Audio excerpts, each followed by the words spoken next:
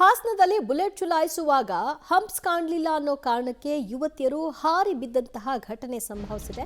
ಘಟನೆಯಲ್ಲಿ ಓರ್ವ ಯುವತಿ ಸಾವನ್ನಪ್ಪಿದ್ರೆ ಮತ್ತೋರ್ವ ಯುವತಿಯ ಸ್ಥಿತಿ ಚಿಂತಾಜನಕವಾಗಿದೆ. ಹಾಸನದಲ್ಲಿ ನಡೆದಿರುವಂತಹ ಘಟನೆ ಇದು. ಬುಲೆಟ್ ರೈಡ್ಗೆ ಹೊರಟಿದಂತಹ ಯುವತಿಯರಿಗೆ ಹಂಪ್ಸ್ ಕಾಣದ ಹಿನ್ನೆಲೆಯಲ್ಲಿ ನೆಲಕ್ಕೆ ಬಿದ್ದಿದ್ದಾರೆ ಹಾರಿ. 23 ವರ್ಷದ ಪ್ರಿಯಾ ಸಾವನ್ನಪ್ಪಿದ್ರೆ 24 ವರ್ಷದ ಸ್ವಾತಿ ಸ್ಥಿತಿ ಚಿಂತಾಜನಕವಾಗಿದೆ. ತೀವ್ರವಾಗಿ ಗಾಯಗೊಂಡಿರುವಂತಹ ಸ್ವಾತಿಗೆ ಬುಲೆಟ್ನ ಕ್ರೇಜ್ ವಿಪರೀತವಾಗಿ ಇತ್ತಂತೆ. ಸ್ವಾತಿ ಬುಲೆಟ್ ಚಲಾಯಿಸ್ತಾ ಇರುವ ವಿಡಿಯೋವೂ ಕೂಡ ಅದೀಗ ವೈರಲ್ ಆಗಿದೆ. ಇಬ್ಬರು ಬುಲೆಟ್ ರೈಡ್ಗೆ ಅಂತ ಹೋಗಿದ್ದಾರೆ, ಆದರೆ ಹಂಪ್ಸ್ ಕಾಣಿಸ್ಲಿಲ್ಲ. ಇದರ ಪರಿಣಾಮವಾಗಿ ಹಾರಿ ಕೆಳಕ್ಕೆ ಬಿದ್ದಿದ್ದಾರೆ. ಬಿದ್ದ ಫೋರ್ಸ್ಗೆ ಒಬ್ಬರು ಸಾವನ್ನಪ್ಪಿದ್ರೆ ಇನ್ನೊಬ್ಬರ ಸ್ಥಿತಿ ಸೀರಿಯಸ್ ಆಗಿದೆ. ನೀವು ನೋಡ್ತಾ ಇರುವಂತಹ ದೃಶ್ಯ ಸ್ವಾತಿ ಬೈಕ್ ರೈಡ್ ಮಾಡ್ತಾ ಇರುವಂತಹ ದೃಶ್ಯ, ಬುಲೆಟ್ ರೈಡ್ ಮಾಡ್ತಾ ಇದ್ದ ಹೊತ್ತಿನಲ್ಲಾಗಿರುವಂತಹ ದುರ್ಘಟನೆ.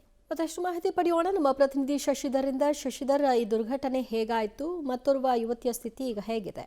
ದಿವ್ಯಜ್ಯೋತಿ, ನಿನ್ನೆ ಸಂಜೆ ಬೈಕ್ರನ್ನ ರೈಡ್ ಮಾಡಬೇಕಂತ ಸಂದರ್ಭದಲ್ಲಿ ದುರ್ಘಟನೆ ನಡೆದಿತ್ತು. ಈ ದುರ್ಘಟನೆ ನಡೆದಂಥ ಸಂದರ್ಭದಲ್ಲಿ ಹಿಂಬದಿ ಕೂತಿದ್ದಂತಹ ಏನು ಪ್ರಿಯ ಇದ್ದಾರೆ ಅವರು ಸ್ಥಳದಲ್ಲೇ ಸಾವನ್ನಪ್ಪಿದ್ರು. ಬೈಕನ್ನು ರೈಡ್ ಮಾಡ್ತಿರ್ತಕ್ಕಂಥ ಸ್ವಾತಿ ಸ್ಥಿತಿ ತೀರಾ ಚಿಂತಾಜನಕವಾಗಿದ್ದು ಅವ್ರನ್ನ ಬೆಂಗಳೂರಿನ ಮಣಿಪಾಲ ಹಾಸ್ಪಿಟ್ಲಿಗೆ ದಾಖಲು ಮಾಡಲಾಗಿದೆ.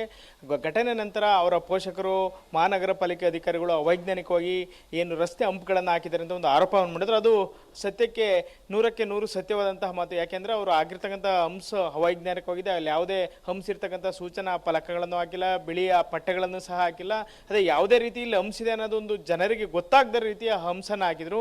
ಈ ಘಟನೆ ಬಳಿಕ ಒಂದಿಷ್ಟು ಏನು ಸ್ವಾತಿ ಏನಿದ್ದಾರೆ ಈಗ ಗಂಭೀರವಾಗಿ ಗಾಯಗೊಂಡಿದ್ದಾರೆ. ಅವರ ಇನ್ಸ್ಟಾಗ್ರಾಮ್ ವಿಡಿಯೋಗಳನ್ನು ತೆರೆದು ನೋಡಿದಾಗ ಅವರು ಒಂದು ಬೈಕ್ನ ರೈಡ್ ಮಾಡ್ತಕ್ಕಂಥ ಒಂದು ಕ್ರೇಜನ್ನು ಹೊಂದಿದ್ರು. ಅವರ ಮಾಡಿರ್ತಕ್ಕಂಥ ಎಲ್ಲ ರೀಲ್ಸ್ಗಳಲ್ಲೂ ಎಲ್ಲೂ ಸಹ ಹೆಲ್ಮೆಟನ್ನು ಧರಿಸಿಲ್ಲ. ಆದರೆ ಎಲ್ಲ ಬೈಕ್ಗಳನ್ನು ಅವರು ಚಲಾವಣೆ ಮಾಡಿರ್ತಕ್ಕಂಥದ್ದು. ಯಾಕೆಂದರೆ ಅವರು ಕಾಲೇಜಿನ ಅವಧಿಯಿಂದಲೂ ಸಹ ಅವರು ಬೈಕ್ಗಳ ಓಡಿಸ್ತಕ್ಕಂಥ ಒಂದು ಕ್ರೇಜನ್ನು ಹೊಂದಿದ್ರು. ಹಾಗಾಗಿ ಎಲ್ಲ ಬೈಕ್ಗಳನ್ನು ವೇಗವಾಗಿ ಓಡಿಸ್ತಿದ್ರು, ರೀಲ್ಸನ್ನು ಮಾಡ್ತಿದ್ರು.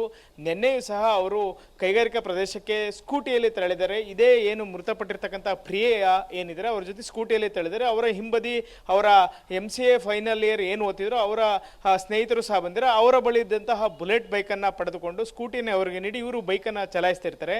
ಆ ಬುಲೆಟ್ ಬೈಕ್ ಚಲಾಯಿಸ್ತಾ ಇರ್ತಕ್ಕಂಥ ಸಂದರ್ಭದಲ್ಲಿ ಸ್ವಲ್ಪ ವೇಗವಾಗಿ ಅವರು ಬುಲೆಟ್ ಬೈಕನ್ನು ಚಲಾವಣೆ ಮಾಡಿದ್ದಾರೆ. ಆದರೆ ಇಬ್ಬರು ಸಹ ಹೆಲ್ಮೆಟನ್ನು ಧರಿಸಿಲ್ಲ. ಇದು ಒಂದು ಕಾರಣ. ಆದರೆ ಮತ್ತೊಂದು ಕಾರಣ ಏನಂದರೆ ಆ ರಸ್ತೆ ಏನಿದೆ ಅಲ್ಲಿ ಅವೈಜ್ಞಾನಿಕವಾಗಿ ಹಂಪನ್ನು ಹಾಕಲಾಗಿರ್ತದೆ. ಆದರೆ ಇವರು ವೇಗವಾಗಿ ಬಂದಂಥ ಸಂದರ್ಭದಲ್ಲಿ ಹಂಪ್ ಇವರಿಗೆ ಕಾಣೋದಿಲ್ಲ. ಹಾಗಾಗಿ ಹಂಪನ್ನು ಹಾರ್ತಾರೆ. ಈ ಸಂದರ್ಭದಲ್ಲಿ ಅವರ ನಿಯಂತ್ರಣ ತಪ್ಪುತ್ತದೆ. ವೇಗವಾಗಿ ಬಂದಿದ್ದಂತಹ ಬುಲೆಟ್ ಬೇಕು ನಿಯಂತ್ರಣ ತಪ್ಪಿ ರಸ್ತೆಗೆ ಬೀಳ್ತಾರೆ. ಆದರೆ ಅದು ಡಾಂಬರ್ ರಸ್ತೆ ಆಗಿರೋದ್ರಿಂದ ಇಬ್ಬರ ತಲೆ ನೇರವಾಗಿ ರಸ್ತೆಗೆ ಬಡಿತದೆ. ಆ ಸಂದರ್ಭದಲ್ಲಿ ಹಿಂಬದಿ ಕುಳಿತಂತಹ ಪ್ರಿಯಾ ಸ್ಥಳದಲ್ಲೇ ಸಾವನ್ನಪ್ತಾರೆ. ಸ್ವಾತಿ ಸ್ಥಿತಿ ಈಗ ಚಿಂತಾಜನಕವಾಗಿದ್ದು ಅವ್ರನ್ನ ಬೆಂಗಳೂರು ಆಸ್ಪತ್ರೆಗೆ ರವಾನೆ ಮಾಡಲಾಗಿದೆ. ಸ್ವಾತಿ ಇತ್ತೀಚೆಗೆ ಅಷ್ಟೇ ಅವರ ಮಂದೆಯವರಾದಂತಹ ಒಂದು ದೇವರಿಗೆ ಏನು ಹರಕೆಯನ್ನ ತೀರಿಸಿ ಮುಡಿಯನ್ನು ಕೊಟ್ಟು ಬಂದಿರ್ತಾರೆ. ಅದಾದ ಬಳಿಕ ಅವರು ಬೈಕ್ ಚಲಾವಣೆಯನ್ನ ಮಾಡ್ತಿರ್ತಾರೆ.